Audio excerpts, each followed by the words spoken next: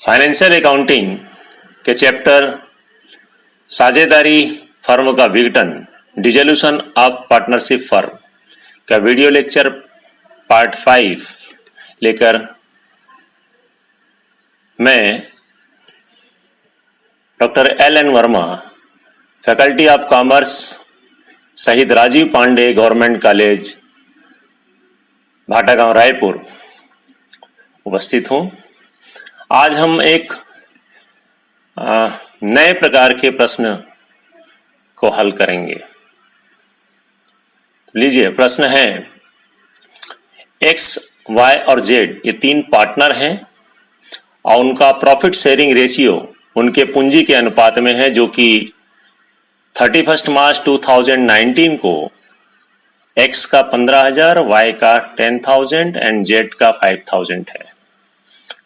इस डेट को फर्म की जो लायबिलिटी है वो 15,000 रुपए की है, लेकिन इसमें 3,000 रुपए की ऐसी लायबिलिटी शामिल नहीं है जिसका विघटन पर भुगतान किया गया।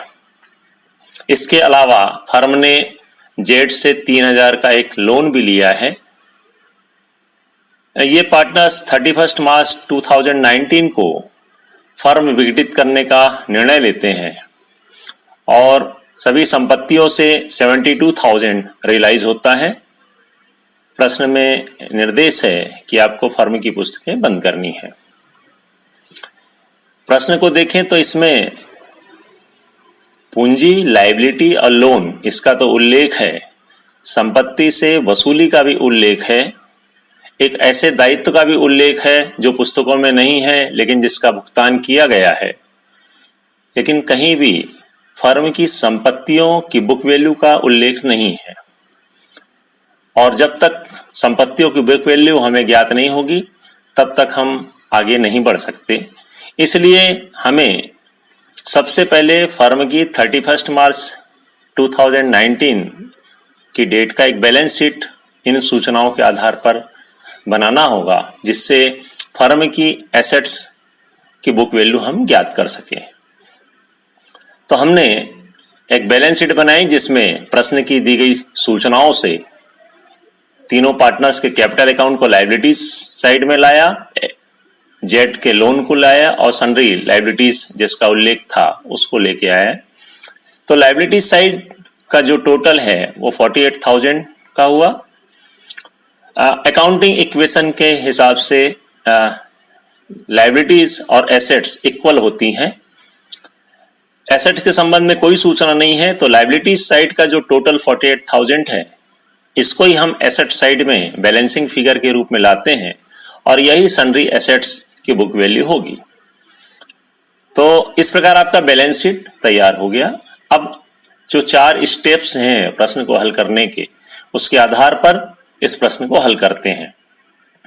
सबसे पहले सन्ड्री एसेट्स जो एसेट साइड में है उसको रियलाइजेशन के डेबिट में लेके आ जाते हैं। इस प्रकार एसेट साइड खाली हो गया आपका। लायबिलिटीज साइड में जो जेड लोन और सन्ड्री लायबिलिटीज हैं इसको हम रियलाइजेशन में के क्रेडिट में ले जाते हैं।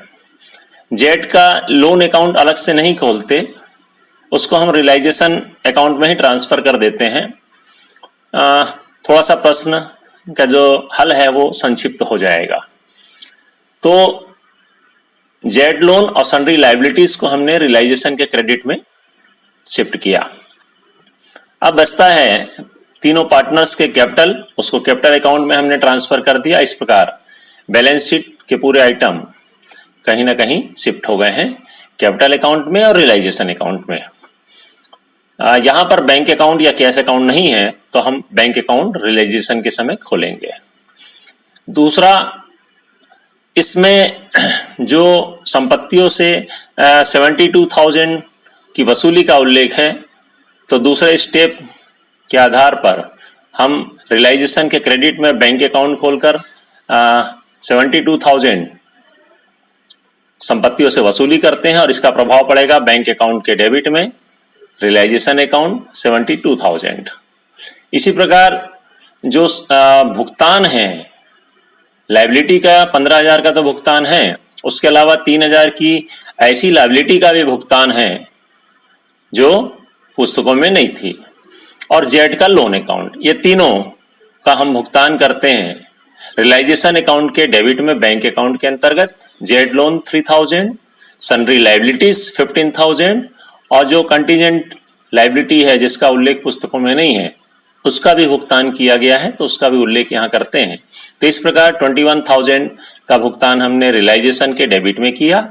इसका दूसरा प्रभाव बैंक अकाउंट के क्रेडिट में पड़ेगा, वही realisation account, Z loan, sundry liabilities, contingency liability 21,000। तीसरे स्टेप पे आते हैं। रियलाइजेशन अकाउंट का जो भी बैलेंस है उसको हम पार्टनर्स के बीच में बांटेंगे। तो यहाँ पर देखते हैं तो क्रेडिट साइड का टोटल रियलाइजेशन अकाउंट का 90,000 है, जबकि डेबिट साइड में 21,000 डेफिसिट कर रहा है। तो यह प्रॉफिट ऑन रियलाइजेशन होगा। इस 21,000 के प्रॉफिट ऑन रियलाइजेशन को प्रॉफिट शेयरिंग रेशियो में XYZ के बीच में हमने बांटा है और उनके पार्टनर्स कैपिटल अकाउंट को प्रभावित किया है, क्योंकि यहाँ पर उनका करंट अकाउंट नहीं है। तो जो इनके कैपिटल का रेशियो था 15,000, 10,000, 5,000, इट मीन्स 3:1, उस आधार पे हमने 21,000 के प्रॉफिट ऑन रियलाइजेशन को डिस्ट्रीब्यूट किया। तो X के हिस्से में आया 10,500, Y 7,000 और Z 3,500 और यहाँ पर रियलाइजेशन अकाउंट आपका क्लोज हो जाता है। तीसरा स्टेप खत्म हो जाता है। रियलाइजेशन के डेबिट में तीनों पार्टनर्स के कैपिटल अकाउंट है, तो इसका प्रभाव पड़ेगा तीनों पार्टनर्स के कैपिटल अकाउंट के क्रेडिट में realisation account, profit on realisation. चौथे स्टेप में चूंकि करंट अकाउंट नहीं है, इसलिए सीधे सीधे पार्टनर्स कैपिटल अकाउंट के बैलेंस को हम बैंक अकाउंट में ट्रांसफर करते हैं। तो तीनों पार्टनर्स का क्रेडिट बैलेंस दिख रहा है जब बैलेंस निकालते हैं हम। तो X का जो है 25,500, Y 17,000 और Z 8,500। कैपिटल अकाउंट के डेबिट में हमने बैंक अकाउंट फाइनल पेमेंट किया है। यहाँ पर कैपिटल अकाउंट आपका क्लोज हो जाता है और कैपिटल अकाउंट के डेबिट में बैंक अकाउंट हुआ है, तो इसका प्रभाव बैंक अकाउंट के क्रेडिट में पड़ेगा।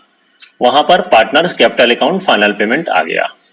X का 25,500, Y 17,000 और Z 8,500, टोटल 51,000 का। और पार्टनर्स कैपिटल अकाउंट तो क्लोज हुआ है। यहाँ पर हम जब बैंक अकाउंट का टोटल देखते हैं तो वह भी क्लोज हो चुका है। डेबिट और क्रेडिट दोनों साइड का टोटल बराबर आ गया है, कोई बैलेंस नहीं है। इस प्रकार फर्म की पुस्तकें बंद हो गई और आपका प्रश्न सॉल्व हो गया है। मुझे आशा है कि यह वीडियो भी आपके लिए लाभप्रद साबित होगा।